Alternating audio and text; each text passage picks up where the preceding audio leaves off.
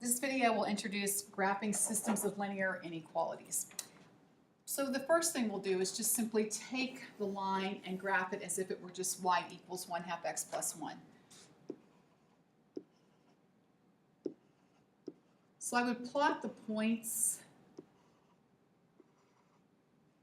and since this is simply greater than, the line remains broken or dashed.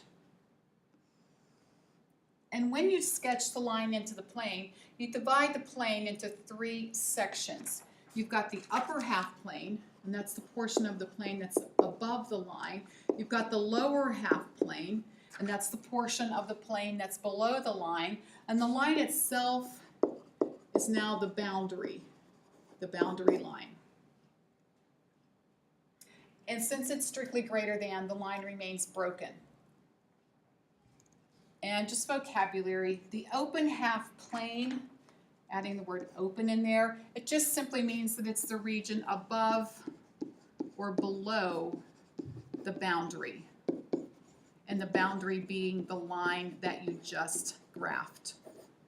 So open half plane is just the portion of the plane that's above the line or the portion of the plane that's below the line. When it's described as the closed half plane, it's the region above or below, including the line.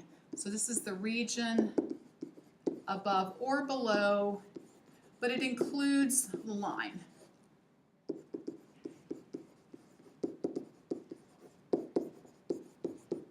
And it's just vocabulary for referring to the plane.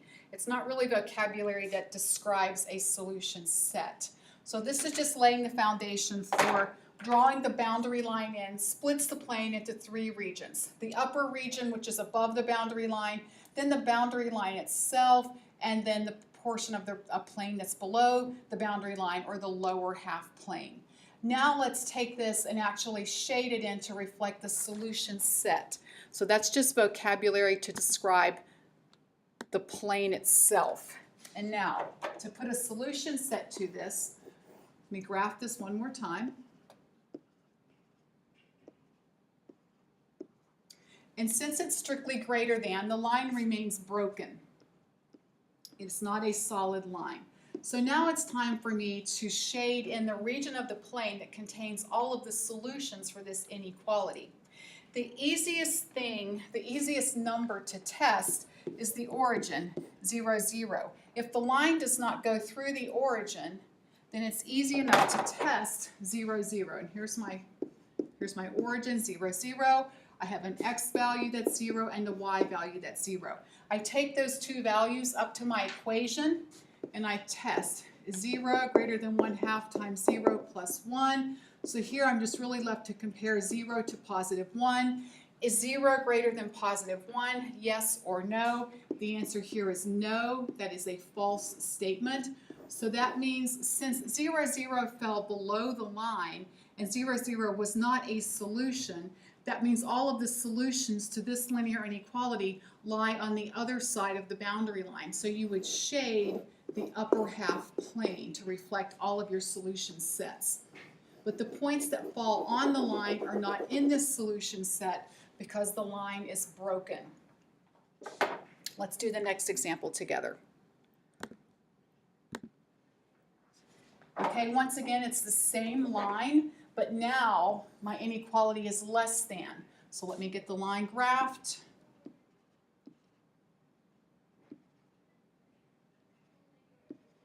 And now I've got my region, I've got my plane sectioned off into 3 portions.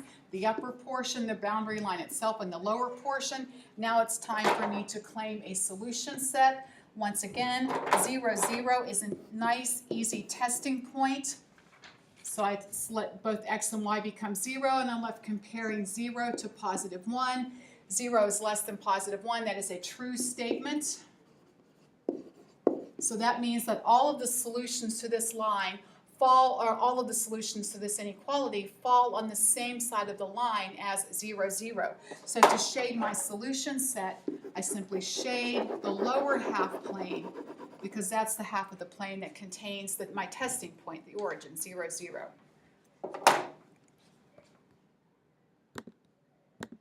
Okay, moving on to greater than or equal to. Now when I graph my line, I will have a solid boundary line because I have the equal to portion in here as well. And if you rework this line, you can see that I've given you the same line for each example. So let me graph this.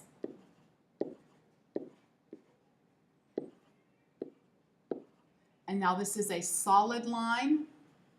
So that means that the solutions are on the line itself. And if I test the point 0, 0, since the line does not go through the origin, here's my testing point. If I let both x and y become 0, is 0 greater than or equal to positive 1? The answer to that is no. So that means that my solution set would lie on the other side of the line that does not contain the origin. So I would shade the upper half plane, and all of the solutions would also include the points that lie on this line.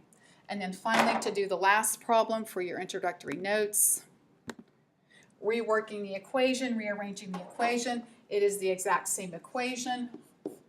And now I guess I should go through the algebra here with this just to do a little review on dealing with inequalities.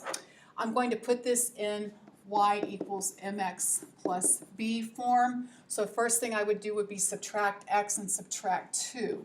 So I have negative 2y equaling negative x minus 2. Y needs a coefficient of positive 1, so that means I am multiplying the entire equation by negative 1/2. And when you multiply by a negative factor over an inequality sign, the inequality symbol reverses to the opposite. So this gives me y is now less than or equal to positive x plus 1, the same line that we've been graphing. So just a little algebraic review. Whenever you multiply or divide by a negative number over an inequality symbol, the symbol flips and takes the opposite sign. So now this is the line that I'm graphing. Y is less than or equal to x plus 1. And I will just graph it on the other grid over here.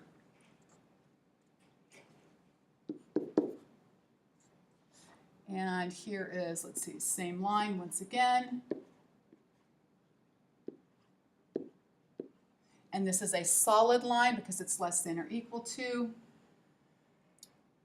My testing point, 0, 0 is a nice easy testing point here. Is 0 less than or equal to positive 1? That is a true statement. So that means that all of the solutions to this inequality lie on the lower half plane. They all fall in the lower half plane. So the solution for this inequality would be all of the points in the lower half plane, including the points that are on the boundary line.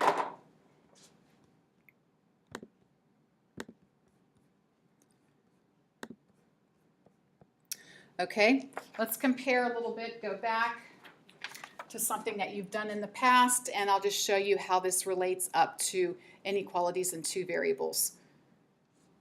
So this is where you started last year, maybe in elementary school.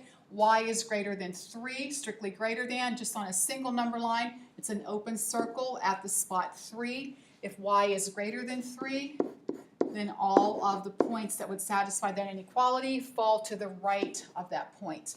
And now to take this up to a two-variable inequality, you would sketch the line and then you would shade the region. So let's see, y is greater than x plus 2. And it's a strict greater than, so that means that my line is broken. So just simply plotting broken points like this is sufficient. Testing the point 0, 0, letting x and y both become 0. Is 0 greater than positive 2? That is a false statement. So that means that all of the solutions for this inequality lie in the upper half plane.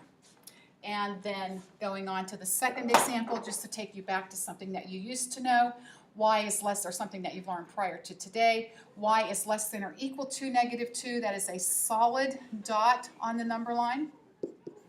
If y is less than or equal to negative 2, then all of the solutions lie to the left of that point, and the point is included in the solution set as well.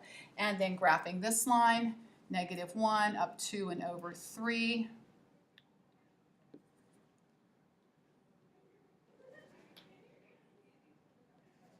And since this is less than or equal to, it's a solid line. meaning that the solutions lie on the line as well. If I let both x and y become 0, 0 less than or equal to -1, is that a true statement? That is a false statement. So that means that the origin 0, 0 is not in the solution set. So I'm going to shade the lower half plane.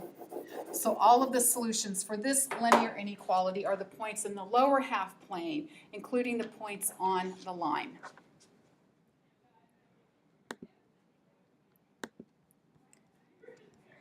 And let's look at number 25 and 28. And with this process, when you're actually given the sketch and you're asked to work backwards to find the linear equation, the first thing that you will do is find the equation of the line. So let's just look at sketch number 25. This is the line y equals -1. So that's step number 1. Find the equation of the line. Then the second thing I would do, step number 2, is find a testing point. And how does it compare to the graph? Well, here's the origin, 0, 0. If I let y become 0, and let's test the point.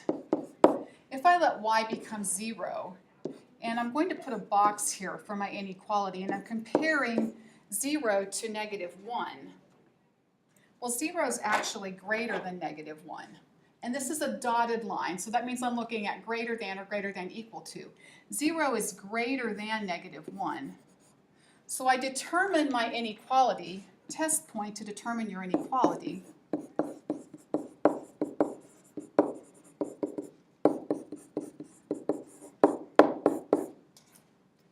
And then finally, the last thing I would do is go back and rewrite the equation of the line. Instead of putting the equal sign in like I did here, I will replace that with the inequality and I will put the variable back in.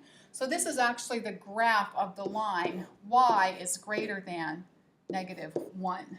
So this is the graph of the line y is greater than -1. Let's go through number 28 together. I just think this is an important skill because on standardized testing, they usually give you the graph and ask you to work backwards. The reason I'm choosing number 28 is because it does go through the origin. So you can see that it goes right through the origin. That means that the origin 0, 0 is not a candidate for testing for true or false shading. And here, looking at this, I've got the origin, I've got a point here, and I have a point here. So this is actually the line. So step number 1, writing the equation. This is the line y equals -3/2 over, or -3/2 x. Okay, going right through the origin. Next thing I'll do is choose a point that clearly falls on one side of the line. And I'm going to take the point 2, 3. It doesn't matter, you can choose any point you want as long as it clearly falls on one side or the other. So I slip this in. I've got 3. I'm going to put a box here for my inequality, and I've got -3/2 times 2 over 1. So that means I'm comparing 3 to -3. And since this is already graphed for us, I need to put in the appropriate inequality symbol to make the sketch that I've been given a true statement. 3 is greater than -3. And now I need to go back and go back to your first step with your equation, and let's replace the equal sign with the proper inequality symbol. So this is the graph of the line y is greater than -3/2 x. And let's see, to go with the pizzazz exercise, they ask you to graph and shade, and then they ask you to list the quadrants. So for number 28, all of the solutions fall in quadrant number 3, quadrant number 2, and quadrant number 4. So that will just help you with the pizzazz. You do the same thing with the other homework assignments, but the answers ask you to identify all of the quadrants in which solutions lie.